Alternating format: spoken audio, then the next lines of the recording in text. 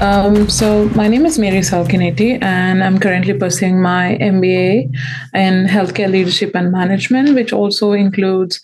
So I have like 6 to 7 years of experience into U.S. healthcare, mostly into the finance and the collections and the operation side of the business. But one of the modules which has been taught by Ms. Nadine in the University of Gloucestershire is about crisis management in the global context, which made me to be part of ISRM in the first place. And I would like to understand more about what is it to understand about the crisis management and risk management when it comes to managing a business, be it any industry, but mostly into the healthcare, because it's we were talking about the COVID-19 situation and the population and the area which got affected, how it affected in globally, not just one particular country or one particular region. It's just about how we globally. I am from India, and I've seen the situation when it came to the COVID-19 situation. We were helpless. We were outnumbered. The healthcare professionals who were at the time available, who were still practicing, were pulled out of their practice, and they had they were still going through the training, but still happened to step up their game and be available and for the crisis situation. But then there were lives at stake. So we don't have any other backup plans at the moment. We didn't plan for COVID-19. We were not expecting COVID-19 to happen in a very rapid way. And when it comes to hospital situation, it's the same. We don't expect someone to come in with something happening. So when it comes to managing a hospital, managing the disease control, managing how it goes with the industry, I would like to get more insights on this. And this is how I came into ISRM and understand more of it and be able to make a difference. Basically, from my side, I don't have any expectations to someone to recognize me, but then I definitely want to, because I come from a background where I've been in a charitable institute where I've been educated my whole life, and I'm the firstborn, and everyone in my family weren't educated at the moment. But then I'd step up. So when it comes to making a difference, it doesn't matter where you come from, but understanding the industry makes a difference, I guess. So this is how it is. So I'm happy to be part of here.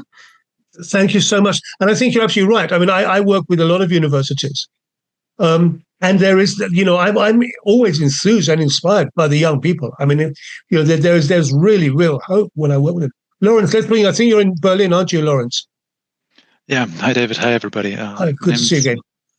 Yeah, likewise. Thank you. And again, thank you so much for putting up these events. I really appreciate them. So I work at the German Institute of Urban Affairs, and I focus on urban security and urban resilience there.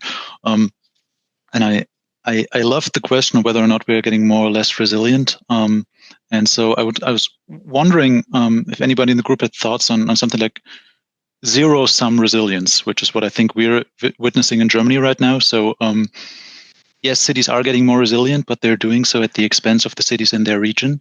So just as in other parts of the world, people are competing for the same water resources. In Germany, it's staff, right? We have a giant demographic problem. And so what the communities are doing is realizing that they have that problem, but they're cannibalizing all the other communities around them. And so in trying to get more resilient, they are actually undermining the resilience of the entire region.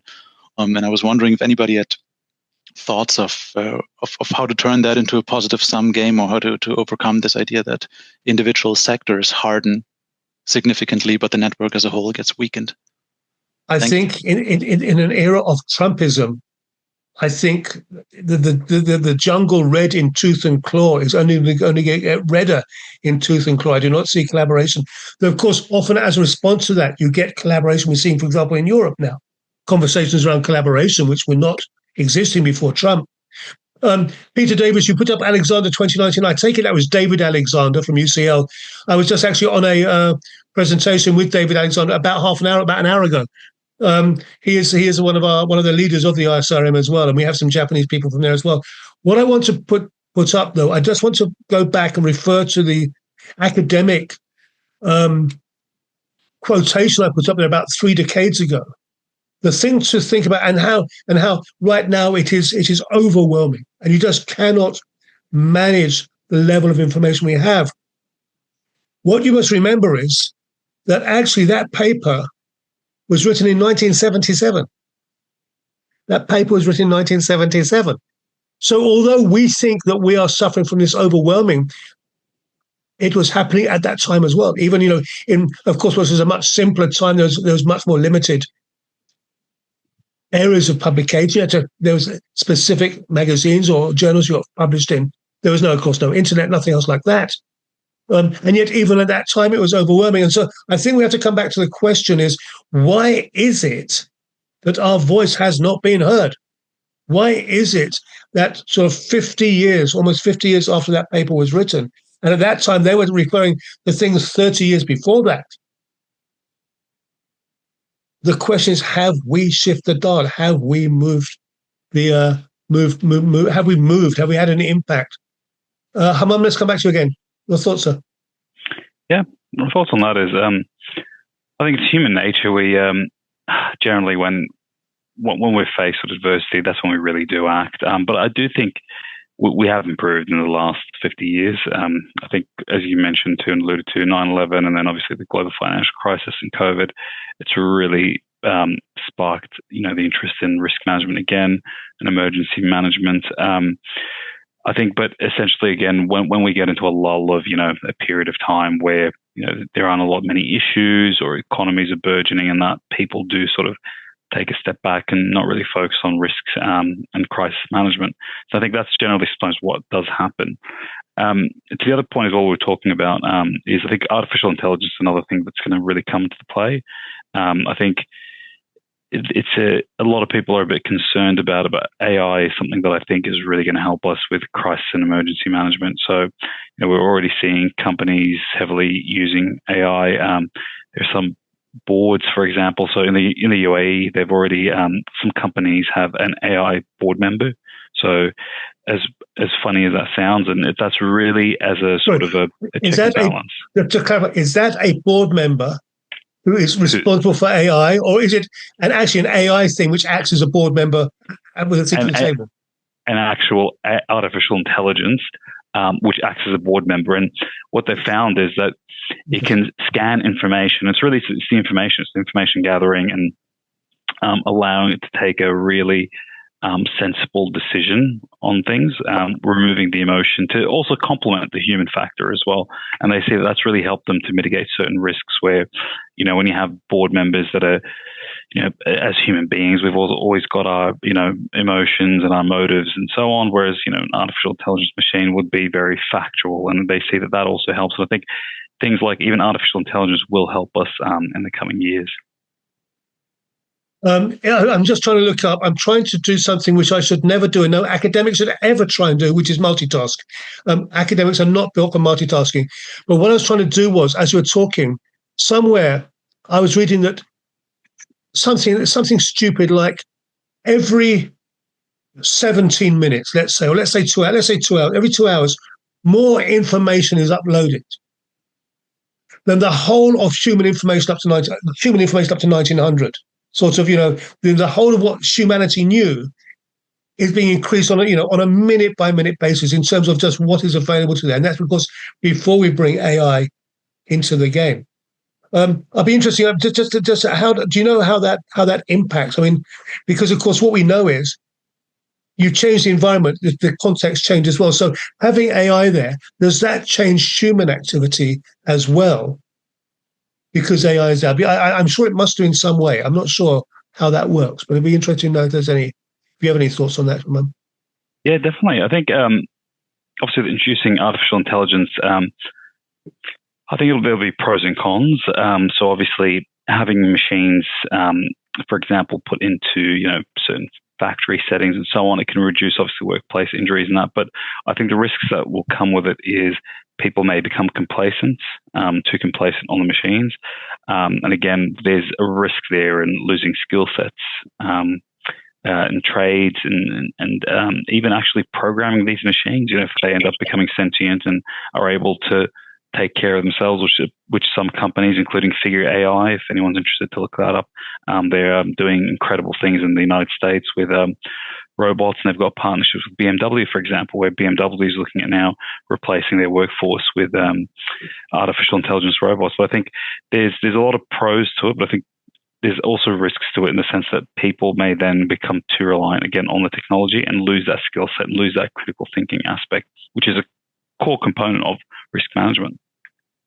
Well, as an academic institute, and as I think we're facing a challenge, which every academic institute is, that all of our students are using AI to write their papers. There's no question about it. That is what they do now, and they're not quite sure why one would not do that. And so what you're actually doing is de-skilling, but every generation goes through this. I remember when I was doing my first academic work, which is 30 years ago now, it was just a start. 25 years ago, we had the internet. We did internet research and stuff like that. But people were saying, well, you used to have to go to the library and sit down and get a book. And of course, now what we do is we see people who are citing from 100 different sources. And I'm absolutely sure they haven't read those 100 sources. Absolutely. You do a quick internet scan, put that in. I think we are de-skilling ourselves in many significant ways and creating dependencies. It's going to be interesting to see how it develops. Pierre Antonius, can we bring you in from Cyprus, from Saridas, the European University in Cyprus? Do you want to come and say hello to us? And then Asiya, Dawood, let's bring you in after that, okay? Let's see. It would be good to hear from you. Pierre Antonius. Sure, thanks. As I am too short of an academic, I will follow your advice and not try to multitask at the same time, so I will be brief. I mean, I find this a brilliant continuation of many other discussions we've had before. And it is unfortunate that after so many discussions and, in fact, so many activities over the past years, we still find ourselves replying fragile to the question that you posed before. At the same time, I think that the real answer is it depends, David. In some things we are more resilient, in some things we are more fragile. It really depends, and I agree with some of the other speakers and colleagues that jumped in. It really depends on locality. I do agree with this hyper localization that you mentioned, but at the same time, different localizations are more fragile or more resilient than others. I'm not saying something which is not evident, but let me then focus on my side of the world, which is the southeastern Mediterranean, and I would say the wider context of the Middle East. I would have to definitely answer fragile in our case. I don't need to explain all the obvious geopolitical reasons, but I do need to highlight that these geopolitical reasons are indeed connected to elevating the wider risk, if you will, or wicked problems situation in the area, and that definitely affects also our urban areas and the resilience of being the subject of today and the resilience of what we consider urban areas. In that sense, our quote-unquote mega cities here, which are not mega cities by the definition of the global context, but a city that has more than 50, 60, 70% of the population of a country, it is a mega city for the context of a particular country, Athens being the example in this case, which is not a mega city perhaps by definition of Europe or the globe, but it has almost 6 out of the 11 million inhabitants of the country of Greece. So that is a mega city for the area. Nicosia, the capital of Cyprus, where is my base now, being the same. I mean, the wider metropolitan area of Nicosia has almost 400,000 inhabitants out of 850,000 of the whole country. So, bringing back to my chain of thought, mega cities in our area, I think, are more and more fragile and less resilient. Despite what we bring in as knowledge, expertise, know-how, lessons learned from Europe, first of all, and the globe. really our answer to that, I really don't know. This is why I enjoy, if you will, for lack of a better word, participating in such fora like ISRM, because out of the discussion with similar contexts, or even more difficult contexts, we can perhaps try to understand what should be done and what can be done on a local level here, but within a global context. At the moment, what we're trying to do is we're trying to elevate the adaptation to climate, if you will, and the adaptation to the geopolitics in the region. Not always successfully, in fact, most of the times unsuccessfully. But we're trying to do that through more and more capacity building, more and more education, more and more open quadruple helix discussion, if you will. And by discussion, I don't mean academic discourse, just expressing views, but we are really trying to bring in the four helixes of academia with research, with governance, with entrepreneurs and the civic society, and sit them around tables constantly to see all these points of view, how they can contribute to enhancing, this famous enhancement of resilience. Okay.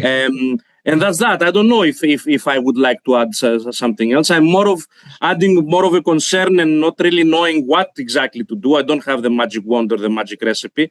I just wanted, David, and thank you for the opportunity, to add to the concern that we are indeed becoming more and more fragile, despite the many years of efforts to enhance resilience. And I'm eager to see what goes around the table. I mean, okay. Well, you've identified the problems.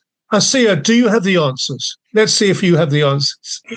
Let's bring it. David. Hi, thanks. Hi. And that's not putting me on the spot, is it?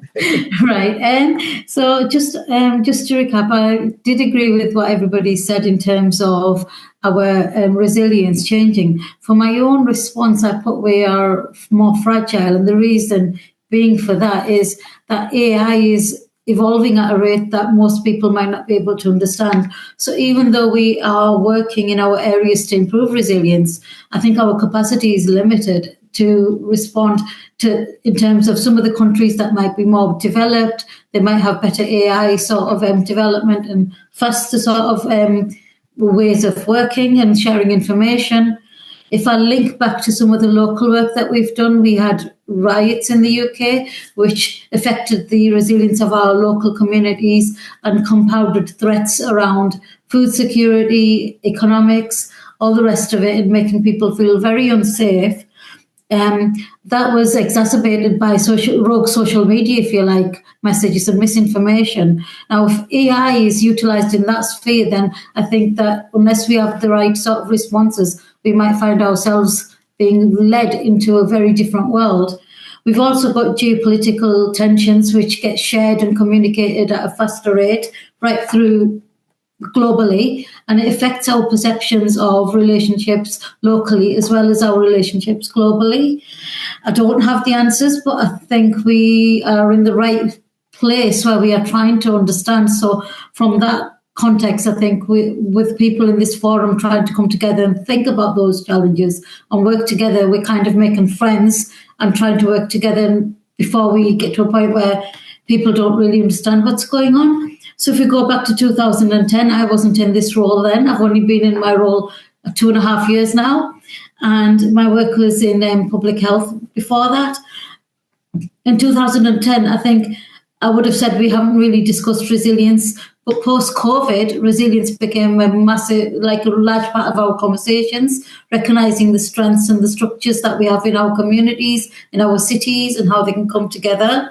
And even though we're doing more work on resilience, I still think there's a lot more we can do. So I'm glad to be part of this forum and contributing. Don't think I've given you all the answers, but happy to keep the conversation going. Actually, let me just ask you, because you're in Manchester, yes? You're based in Manchester, is that correct? Cleveland. Cleveland. Well, I work very closely with Manchester NCSR team. So yeah, exactly. I know you from that context, and with Kathy and people like that. Do you feel connected to the global urban community? I mean, do you feel connection to Dhaka or to Delhi or to Amman or to Milan or to Tokyo? Do you feel connected to those places, or is that not part of your it's not been part of my journey so far. I think I'm just stepping into that circle through the work that I'm doing with yourselves and learning about the wider things, wider cities, what people are doing. I mean, I looked at resilient cities information when I came into my role as way of my own sort of learning in the job. And the work that I'm doing is more connected, I think, in the UK across areas, seeing what each area is doing. And as we work through the works and the developments, like looking at the hubs that we're developing, community sort of resilience measures, we're learning what other people are doing. So New Zealand came up, but then as I get into the conversation, I learn about other cities, wider sort of projects that are happening. And for myself, that's not been a part of my work today, but it's something I'm hoping to build on. So to answer your question in a yes or no, at the moment I don't feel connected, but I feel like being part of this forum, I'm getting into that sphere. That's great. Michael Squire, can we bring you in, Michael? You've been sitting there watching. Michael will bring you in, Nisreen. Dawood, I'll bring you in from Amman. And then Hamish, I'll bring you in from the Emergency Planning College. Michael. Well, thanks, David. Yes, well, I'm certainly not an academic. So I'm delighted to be here. I'm a practitioner, and to glean so much from what everybody's saying. My background's IT, international IT management and project management, program management, with background in pharmaceuticals. And then for the last 15, 16 years, I've run my own consultancy business. So in terms of things like disaster recovery, as we would have called it sort of 30 odd years ago, moved into resilience and looking at single points of failure. And just in the last few years, I've been working in the fee-paying independent education sector in the UK, looking at transition of IT into improving processes, all with the aim of data protection and security, cyber resilience, looking at things like bringing in systems with 24/7 monitoring of systems and being able to kill rogue processes within seconds of their being recognized. And naturally, in getting into these roles, and certainly as a consultant in these environments, I get brought into other areas because you start to look at policy and start to look at the way people work and the risks around that. So it starts to spread out from the systems themselves. And I guess one of the questions, and I certainly don't have the answers, but from a practitioner's observation point of view, the things that kind of surprised me, and the things we've seen in the news over the last, say, 3-4 weeks, is what seems to be sometimes a disconnect in global government policy, but international policy, certainly in the Western countries, where sometimes I feel as though there's an aim to achieve something the way we'd like it to be rather than the way it actually is, which then concerns me when we think about, and I can think of examples in other countries, but certainly from a UK point of view, we think about what we see as the peace dividend over the last 30 years, and then we see the decline in manufacturing, and then we look at what we're trying to do with net zero, and I'm interested to see how we can reconcile some of the national programs with the geopolitical structures and start to build in some national increased resilience. And I certainly think there's, we've seen the news in the things that have changed in Germany since Fukushima. Now coal-based power production. So I think it's and of course we see how that's been affected by how that's been a result of the war in the Ukraine. So I think there's it's this consistency around global policies, national policies around kind of joining these things up. And I think it's a very long-term problem. Michael, to come back to you, what you were saying, because of course the thing about it is that the policies flip-flop, don't they? So we've had go for green 2030, and now everybody is backtracking on that and opening up new coal mines and backtracking on electric vehicles and stuff like that. It is very hard to find because of course these policies have to be generational. It is not even a 3 or a 5 year political thing. It's a 25-year thing. I was going to come up and talk. There's a point I was going to make about security, of course. And that is about our ports, of course, and where our mutual interests lie. So, for example, the UK government, as I'm sure you know, Strategic Security Strategy Review, identified China as a strategic threat. Absolutely.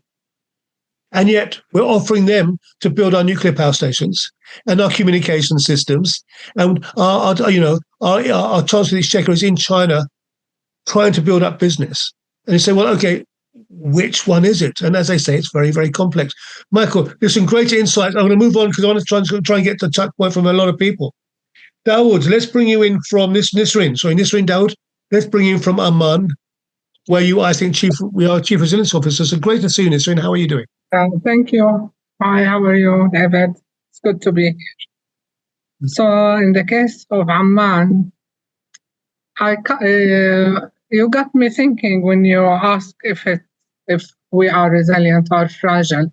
I think before 10 years ago, we ignored the symptoms of the risks that we are facing till suddenly it all hit us at once. Flooding incidents, refugees, high population, urbanization, vertical expansion, high municipal waste volume. So we were working on responding to the situation of Amman rather than long-term evidence-based planning. So we started with our resilience strategy maybe in 2016-17. And I believe this is the first plan that we actually worked on understanding the situation that we are in,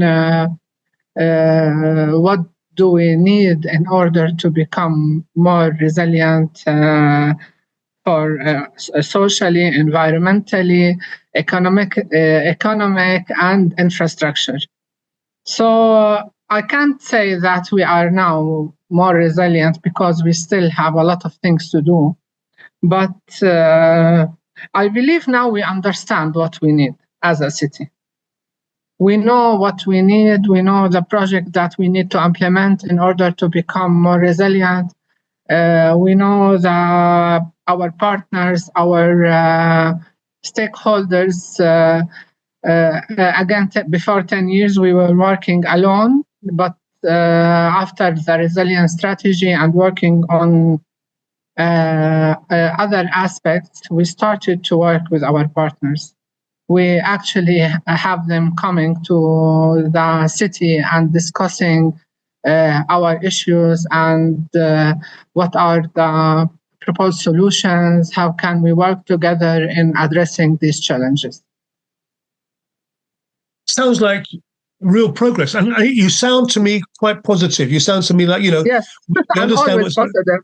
I'm always positive. Man, I need to spend some more time with you, Nisrin. I really do. It's great to hear. And it is because it's, the feeling of, because, we are living in complex and challenging times. And if you're saying, complex and challenging, we understand that, but we know what we're doing. We're on the right path. We have a structure. We have a methodology.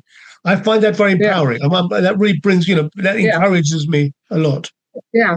And of course, we have a lot of challenges to implement these plans. Mm-hmm. The regional instability, the financial capacity, the technical capacities, even the changing the institutional level, it always affects our progress.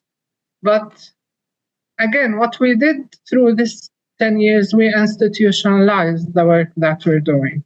So now resilience and climate change is actually one of our department mandatory tasks.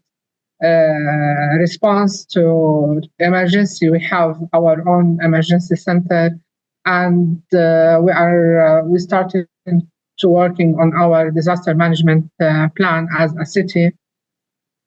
So we have several implementation challenges, but I believe we can do it with this spirit. Yes, I think with the right approach. Well, let's build on that because Nasreen, you are absolutely involved on the practitioner side. So you are getting up in the morning and trying to keep Amman working. Hamish, let's bring you in because you're on the other side now, which is trying to work out what those capacities and capabilities are. You are chair of the national, emergency college. Sorry. The National Planning College. I'm sorry, my mind's gone completely blank there. And UK Resilience Academy. Hamish, do you want to come in? Emergency Planning College, EPC. Why did I not remember that? That's what happens when you get old. Hamish, do you want to come in and say hello to us? Are you still with us, Hamish? While we're waiting for Hamish to come in, Harinder, do you want to come in? Because you're now on the other side of things. You're on the planning, and you work for a big planning organisation, Cornerstone. I had a quick look at your website, and the word that hit me in my was interconnected. That was sort of, I immediately saw interconnected. So tell us a bit about what you do over there and some of the thoughts you've had about the conversation so far. Yeah, so I've been with Cornerstone since 2019, and we're a consultancy. I work primarily on the risk side of things, but we essentially do everything from aligned with the REBA stages all the way through, aside from the actual installation of equipment. Very interesting conversations going on. I think our resilience is largely dependent on our adaptability, primarily with thinking about technology developing at speed. It's a challenge to keep up. I was at a CNI event yesterday in London at the Guildhall, and the purpose of the event was the application of artificial intelligence in security, and there's a lot of fear which I feel primarily stems from a lack of understanding that creates a fear of the unknown, that lack of understanding. And we need to accept that artificial intelligence is here. It's been here for a while, less prominent prior to the introduction of ChatGPT in November 22.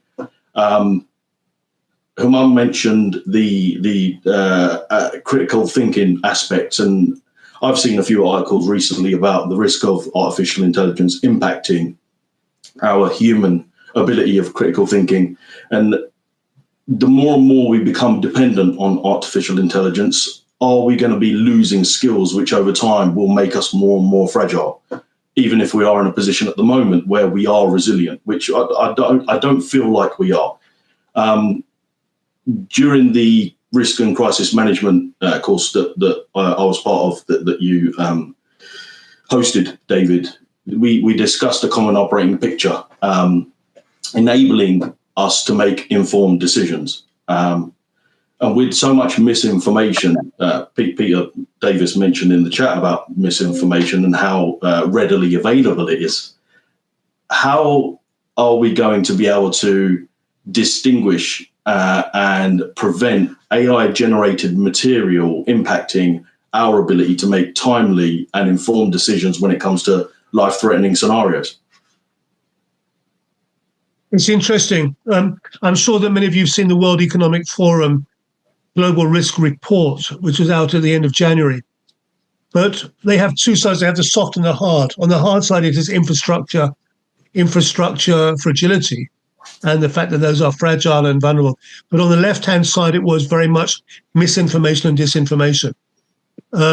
Misinformation being mistaken, misinformation, disinformation being actively hostile use of misinformation. And we are in a post-truth world. There's no question about it. You used the word timely. I'm just going to open this up because I want to come back to Michael. Michael, you spoke about responding and responding to events. Back in my mind, I was doing some work in Singapore many years ago. And somebody on the course was from the Singapore Stock Exchange. And in my mind, he was saying that then, and this was maybe 2009, 2010, something like that. He said that their service level agreement was that the maximum outage they could have was 2/3 of a second. And that they had 3 separate backup systems that could kick in over 2/3 of a second. Does that make sense to you? Well, it makes sense. It's tremendously ambitious to achieve that.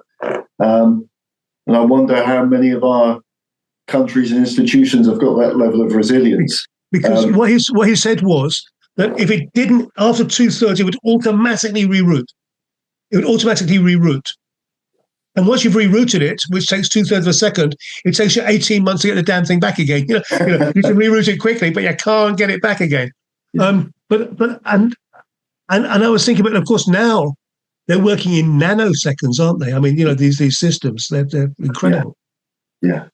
And we've got so much dependence on the very few companies as well. We've already mentioned the CrowdStrike situation on the call. And then we think about that relates to Microsoft, and then we look at the so-called Magnificent Seven that was talked about in the stock market in the last year. Not many companies at that level, and we depend on them globally, or throughout much of the globe. Nvidia, Google, Apple, Microsoft. You can certainly count on 2 hands, can't you? The number of companies that we depend on massively. And the thing about it is that they become systemic. I remember Facebook had a global failure of lockdown. It went down. Yeah. And of course, every single system that they were going to use to reboot was on Facebook. They didn't have, they had not conceived of the idea that Facebook as a system goes down. Yes. Matt, I think, was talking about systemic. Other people, Andrew was talking about, Larry was talking about systemic. We're now seeing planetary systems, aren't we? I mean, we're seeing, the possibility of planetary systems going down.